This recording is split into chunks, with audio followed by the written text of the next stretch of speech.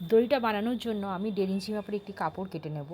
এটি সাধারণত আড়ে কাপড় হলে খুব ভালো হয়, কিন্তু এখন ব্লাউজের যা ছোটো ছোটো পিস দেয় তাতে আর আড়ে কাপড় বেরোয় না দড়ি বানানোর জন্য।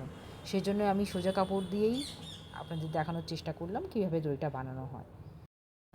এই দেখুন, এইভাবে দুটো মুখ একসঙ্গে জুড়ে নিয়ে এইভাবে সরু করে সেলাই করতে হবে। প্রথম থেকে শেষ পর্যন্ত একটা সেলাই করে নেব, নিয়ে একদম শেষের দিকে একটা টাঁকা মেরে দেবো যাতে এটা খুলে না যায়।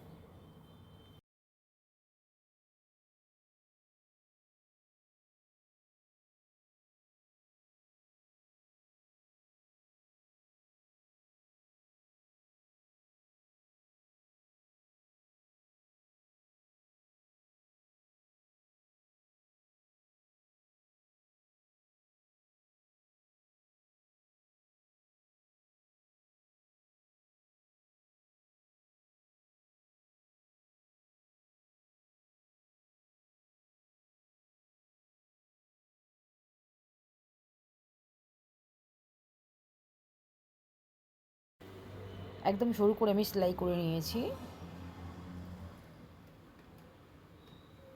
এইবার একটি ছুঁচো সুতোর সাহায্যে এটি প্রথমে একটুখানি আটকে নিয়ে পিছনের ফাঁসটা দিয়ে সুচটাকে ঢুকিয়ে দিতে হবে। তারপর সেটা টেনে একটা গিট মেরে দিয়ে ছুঁচের পিছনটা দিয়ে এর ভিতরে ঢুকিয়ে দিতে হবে। এইভাবে আস্তে আস্তে আস্তে ভিতর দিকে ঢুকিয়ে দিয়ে ছুঁচের পিছনটা বের করে নিতে হবে।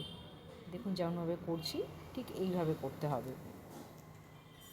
এই যে ছুঁচের পিছনটা বেরিয়ে গেছে, এইবার এখানটা দিয়ে আস্তে আস্তে টান দিলে একদম যেখান দিয়ে শুরু করেছিলেন ঠিক সেইখানটায় এসে আস্তে করে যে গিঁটটা দেওয়া ছিল সেই গিঁটটা ভিতরে ঢোকানোর চেষ্টা করবেন। সেটা দিয়ে আস্তে আস্তে টানতে টানতে থাকলে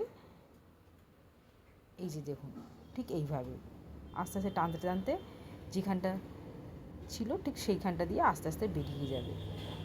এই